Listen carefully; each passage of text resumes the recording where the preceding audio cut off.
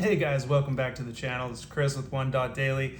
In today's episode, we're going to take a look at a PAL Cutlery pocket knife that was in real bad shape, and I'm just going to let you know that I made this video, man.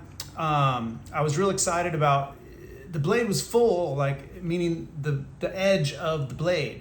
And I made it through the entire video, and you'll see me talk about like the nail nick and how it seemed like it was on backwards. Something was maybe up or wrong with the knife. I made it through the whole video, and at the very end, I noticed this right here, which I'm going to show you, which is the nail nick is put in. Someone put a nail nick here, and you can see the dip in the top where the original nail nick is for some reason shaved off, and I have no idea why the top of that blade is shaved down. Maybe somebody in the comments can tell me, but as far as I know, the handle material and the rest of the knife, everything goes with the knife, except for it was throwing me off in the beginning that the nail nick on the secondary blade, which is in front, was there, but then it was totally blocking the main blade, which was in back, and there was no nail nick on the back. You'll hear me refer to it. Anyway, I just want to draw your attention to that I made it through the entire video, taking it all apart, doing everything, sanding things down, getting really, intimate with this knife, and completely missed that someone had shaved off the top of it. And I don't know, maybe it was just because this thing was in such rough shape, I didn't have that much expectations of it or something. But yeah, here's the knife, and I'm going to show it to you in more depth. But yeah, the top of it here is sanded right down, and you'll see closer, and you'll see in the video today. But it's great to be here sharing with you, and I hope that you guys enjoy the video. I was gonna wait to do this one, but honestly, it's so disgusting that I can smell it, and it's bugging. The smell of it is bugging me. Most of these knives smell like smoke and mildew and a combination of the two, but this has got to be, this thing is the worst smelling knife. I don't mean to be a pansy, but this thing I can smell it in the room. It's wrapped up in plastic and in a bag, and I can still smell it. So I gotta get it. I don't know. We gotta take care of it. Let me zoom in here a little bit. So I think that these are, Remington made some handles that kind of look like this, I think, and that's what they are, and I guess they're probably like a plastic.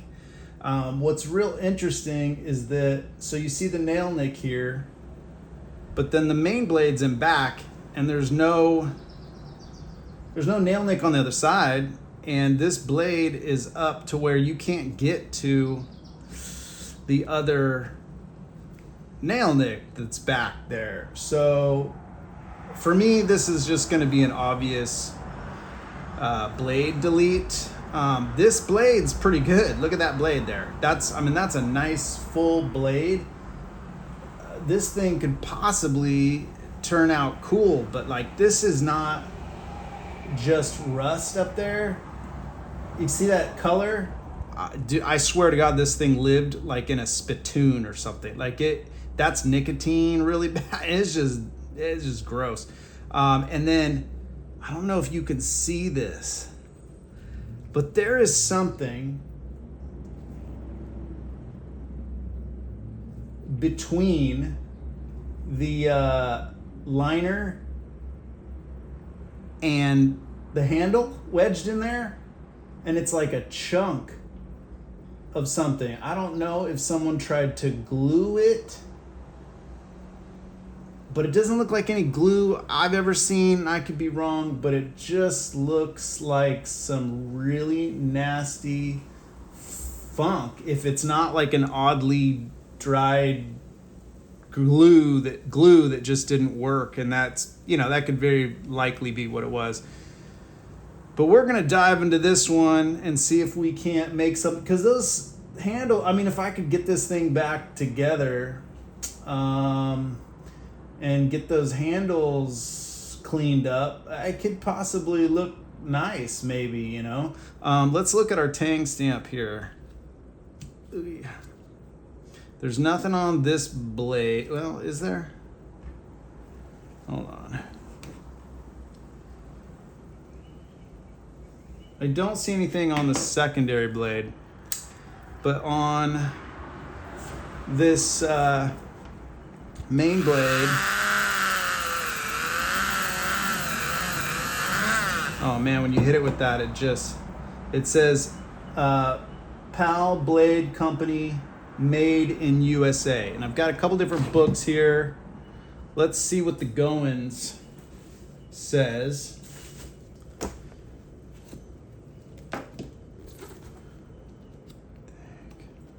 This book is just tore up, man. But very useful. Okay, so we've got several different PAL. We got PAL Germany, PAL Brand Germany, PAL Czechoslovakia, PAL Blade Company USA 40 to 45. And then PAL Blade Company made in USA Remington is stamped on the small blades. That's not this knife. This is a PAL, and I'll double, triple check, but I'm almost positive there's nothing on this secondary blade.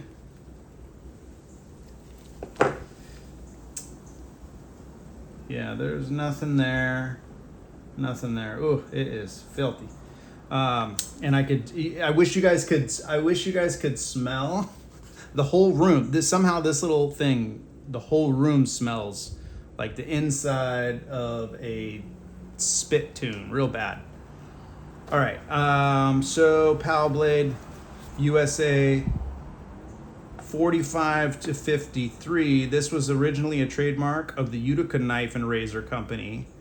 It was first used in 1924. In 1934, Otto E. Kraus started a PAL Blade Company in Chicago, Illinois, dealing in safety razors and blades. The PAL Blade Company and PAL Cutlery Company merged in 1939 to form the PAL Blade Company, Inc. at 595 Madison Avenue, New York City. PAL Cutlery Company had a factory in Plattsburgh, New York, in 1935 and made kitchen cutlery. There was also a period when the firm operated in Montreal, Canada. This was probably in 1929 to 1935 period.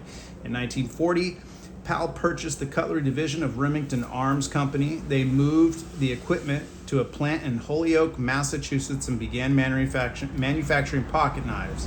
They used the stock parts Remington had left over. Regardless of marking, some PAL knives will have Remington marked blades in them, both the circle and the straight line markings. This firm also made knives with the bullet emblem. These PAL bullets are in the same pattern Remington made. The PAL marked bullet knives are very rare. The firm discontinued the PAL Blade Co. marking and used the PAL Cutlery Company marking in about 1945. The factory in Holyoke was closed in 1953 and pocket knives discontinued at that time.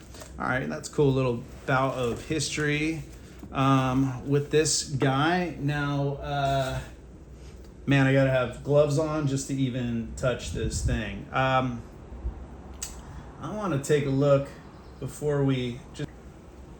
You see that? What's wedged under there?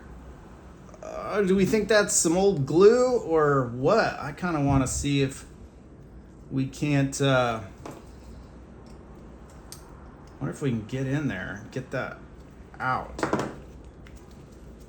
But that's a good little blade, right? That's like almost full, man. That's a cool looking clip point. Hopefully we can save this guy and clean him up. What is this? What do we got here? I don't know if something can get in there.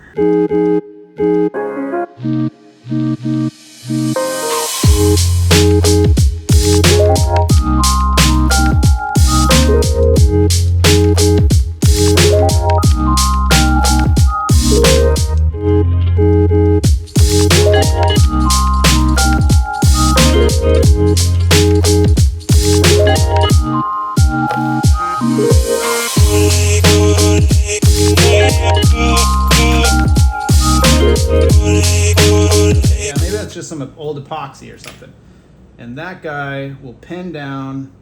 Let's go get in the garage and take this guy apart and start cleaning it up. I'm going to preemptively hit these bolsters in the back with the fiber wheel, just because of how kind of nasty those guys are.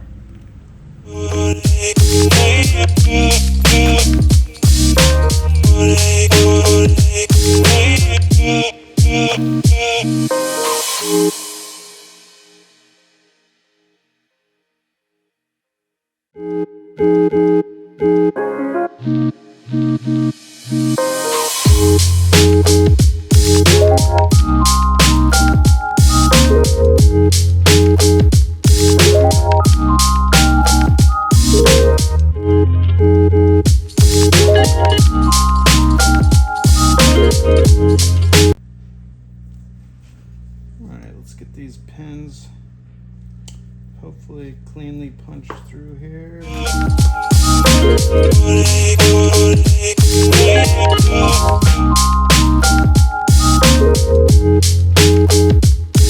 we go back in, I am going to take some of these parts, even this liner that I'm putting away. I'm gonna clean it up a little bit here before I put it away, just because there's so much guck going on.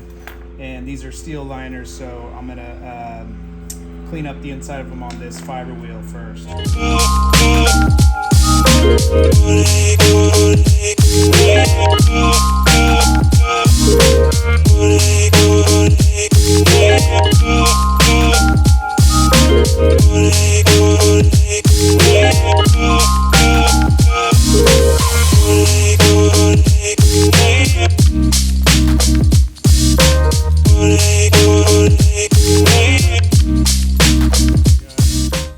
Getting pretty clean. Let's go inside.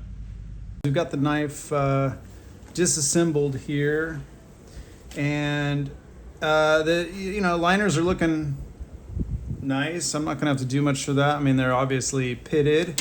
Blade, same thing. Nice full blade. We knew that. A little pitted, but yeah, really a lot of pitting there. Spring is cleaned up pretty nice. I'm gonna sand down the inside of the spring a little bit. This pitting's heavy. I'm going to sand on it a little bit, but I don't want to get carried away. I'm thinking this spring is pretty healthy, but the first thing we're going to do is this piece of plastic is bouncing up a little bit, needs to be repinned on the handle there. But I'm going to glue a little bit. I'm going to tack it as well with some glue. And so I need to attempt to clean the surface a little bit underneath there. So I'm going to see if I can MacGyver something and get a little sandpaper under there to clean with, maybe. Okay, stick with me while I attempt that. All right, so I've taken some sandpaper and jerry-rigged it with the vice clamp so that I can just throw this, hopefully slide it under the scale. There's someone on both sides. And I'm just lightly trying to see if I can clean a little bit off of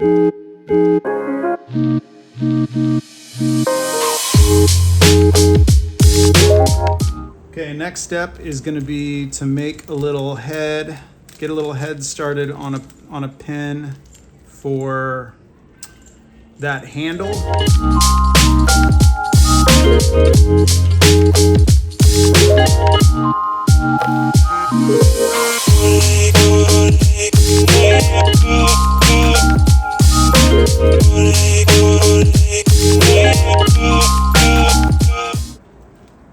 Alright, I think this guy should help us. Try and get a little super glue under there and then clamp down on the pin with the tape so it pushes it without smushing it everywhere.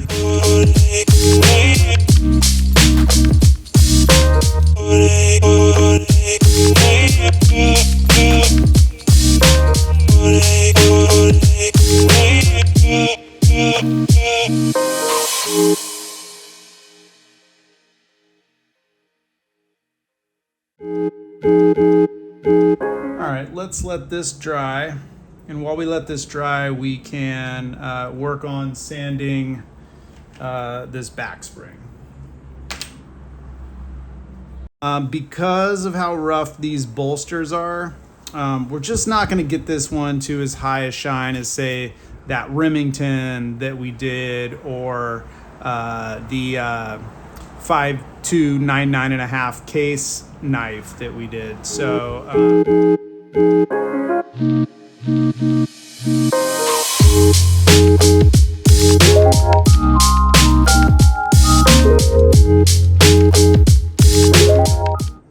all right, guys, I've got the back spring sanded down on the inside and the outside. There's just, you know, this pitting was going to be way too much to get off, but it's really nice and clean, and that's where I want to be.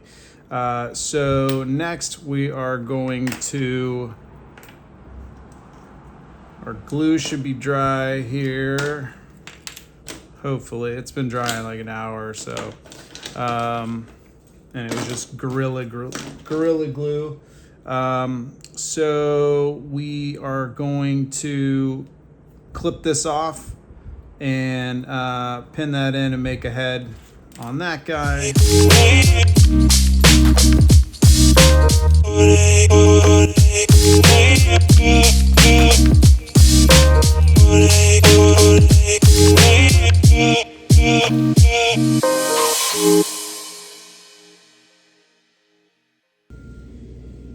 Okay, so I've rolled this first pin and got it started in the assembly process off a camera. I forgot to start filming, but we'll do it here. So I'm just going to tap this lightly down to kind of get it seated.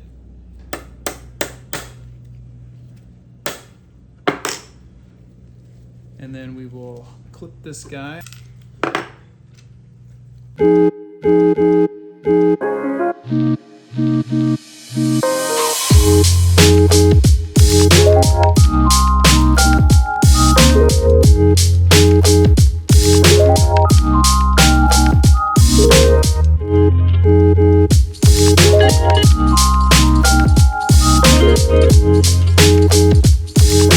Find my amazing lighting here.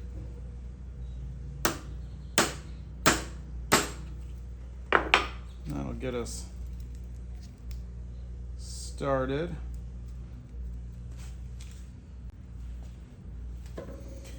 Okay, I clipped some of the excess, and I'm just going to get us sanded down a little bit.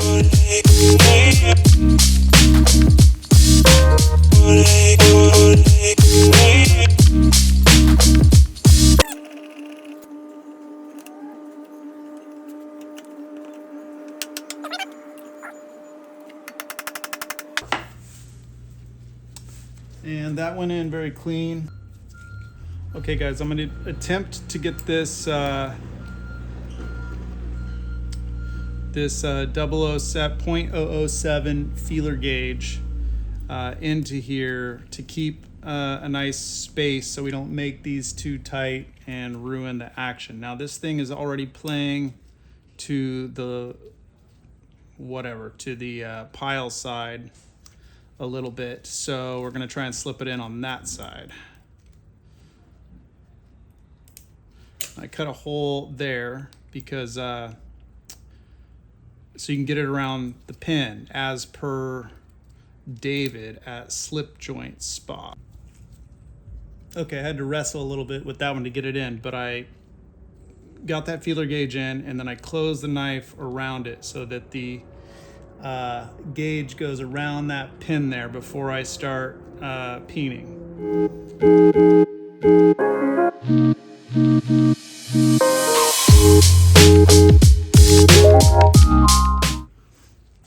Okay, so we've got it pinned okay for sanding. I'm gonna sand these. Hopefully I won't cut into this.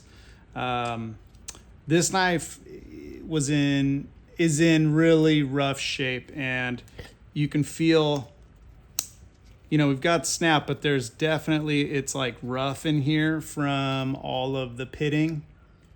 It's got the nice half stop, and it's got nice snap closed. It's not centered. It's definitely favoring the PAL side here. It's got a little oil in it, but it needs some more, and it just needs a little bit of time, hopefully, to work in. Let's go to the sander, see if we can clean these bolsters up with the pins and clean these springs up a little bit. Okay, let's see what we can do with these bolsters.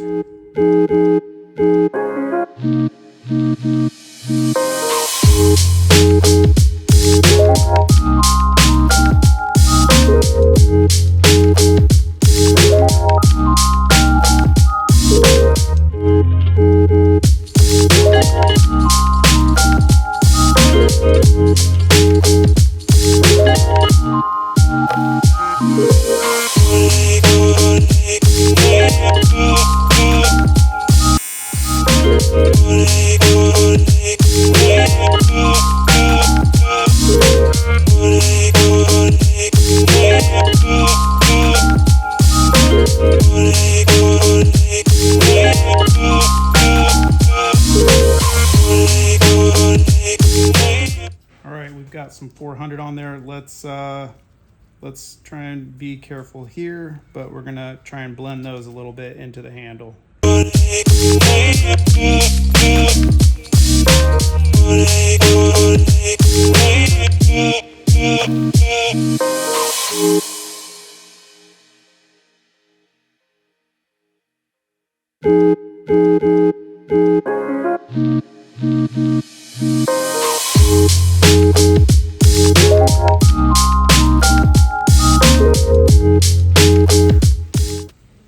Those blended very, very nice. Not mad at that at all.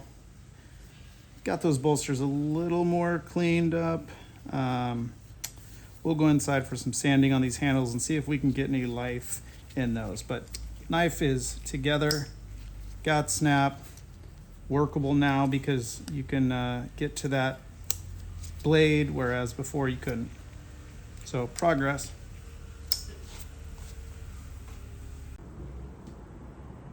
Okay, we got the blade taped up and we are ready to start sanding at 400. We're gonna go to 5,000 and I'll catch up with you then.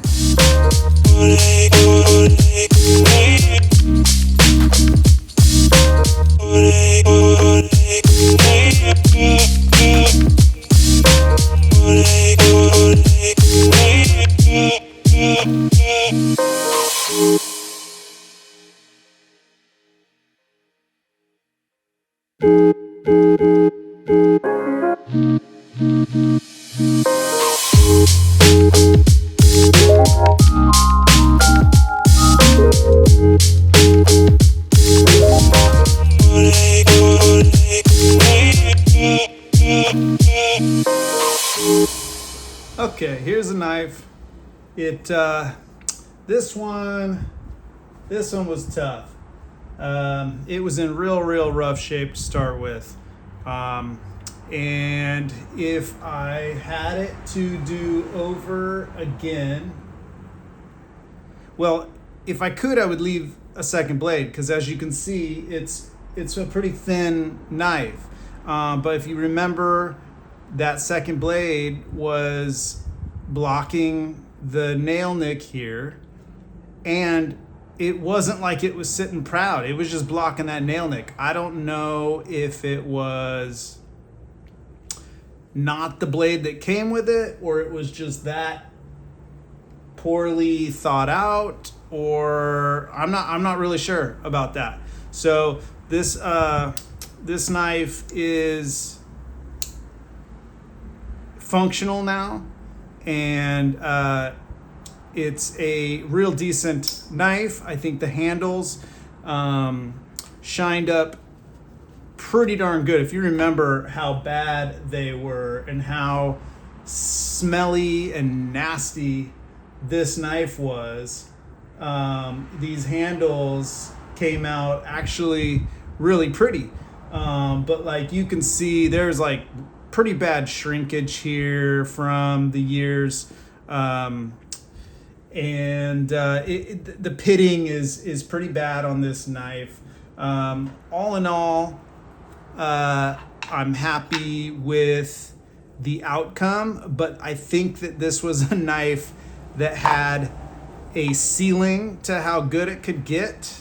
I don't even know if this wax is gonna do anything, because these are plastic handles and they're probably not porous at all, I don't think. Like it would on bone or stag or something like that, but it's just a process I do. I'll tell you what, it smells about 1,000% better, and especially now when I put this this wax on here, it smells really good. Yeah, we've got a little swell-in PAL American-made jack, and it's got good walk and talk, super solid knife. I put a little oil in there because this, you can feel it's a little not gritty. It's not gritty like there's sand or like there's material or anything in there, but this pitting against the steel bolsters that are also pitted on the inside of the liners creates a little more friction than you would normally have. But good walk and talk, strong knife, came together well, slightly thin, handles much cleaner, and most importantly, it's a functional knife now, and it's smelling good and it's clean, because it was a wreck when we found it. Have you seen, there's some old Remingtons that had this material, and they're actually very beautiful. So I bet this was a very beautiful knife. Anyway, thanks again for watching, and I will be back with another video soon.